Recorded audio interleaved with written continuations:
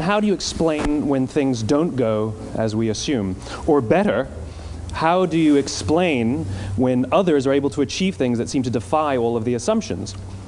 For example, why is Apple so innovative? Year after year after year after year, they're more innovative than all their competition. And yet, they're just a computer company.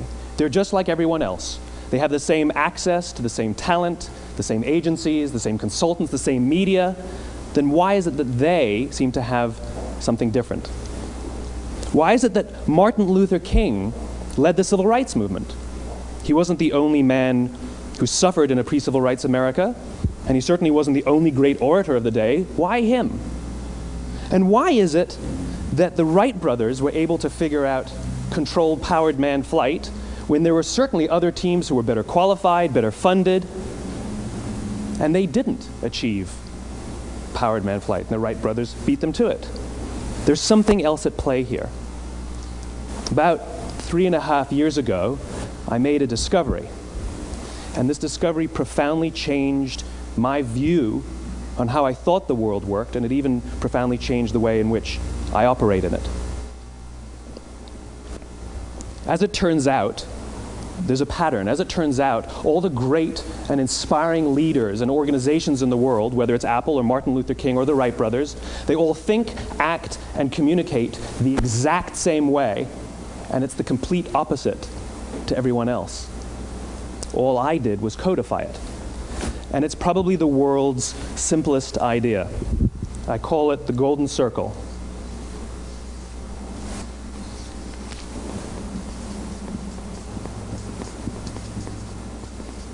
Why, how, what? This little idea explains why some organizations and some leaders are able to inspire where others aren't. Let me define the terms really quickly. Every single person, every single organization on the planet knows what they do, 100%. Some know how they do it, whether you call it your differentiating value proposition or your proprietary process or your USP. But very, very few people or organizations know why they do what they do. And by why, I don't mean to make a profit. That's a result. It's always a result. By why, I mean what's your purpose? What's your cause? What's your belief? Why does your organization exist? Why do you get out of bed in the morning? And why should anyone care? Well, as a result, the way we think, the way we act, the way we communicate is from the outside in. It's obvious. We go from the clearest thing to the fuzziest thing. But the inspired leaders and the inspired organizations, regardless of their size, regardless of their industry, all think, act, and communicate from the inside out. Let me give you an example. I use Apple because they're easy to understand and everybody gets it. If Apple were like everyone else, a marketing message from them might sound like this. We make great computers. They're beautifully designed, simple to use, and user-friendly. Want to buy one? Meh.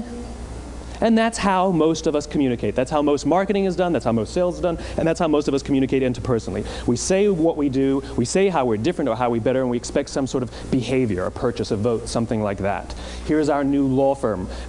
We have the best lawyers with the biggest clients. We have, we always perform for our clients, do business with us. Here's our new car. It gets great gas mileage. It has, leather seats. Buy our car. But it's uninspiring. Here's how Apple actually communicates. Everything we do, we believe in challenging the status quo. We believe in thinking differently.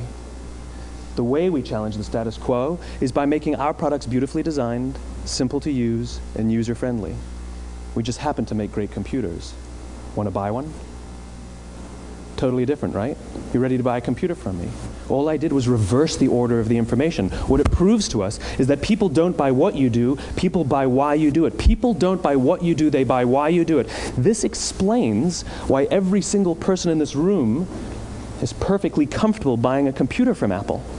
But we're also perfectly comfortable buying an MP3 player from Apple, or a phone from Apple, or a DVR from Apple. But as I said before, Apple's just a computer company. There's nothing that distinguishes them structurally from any of their competitors. Their competitors are all equally qualified to make all of these products. In fact, they tried. A few years ago, Gateway came out with flat-screen TVs. They're eminently qualified to make flat-screen TVs. They've been making flat-screen monitors for years. Nobody bought one.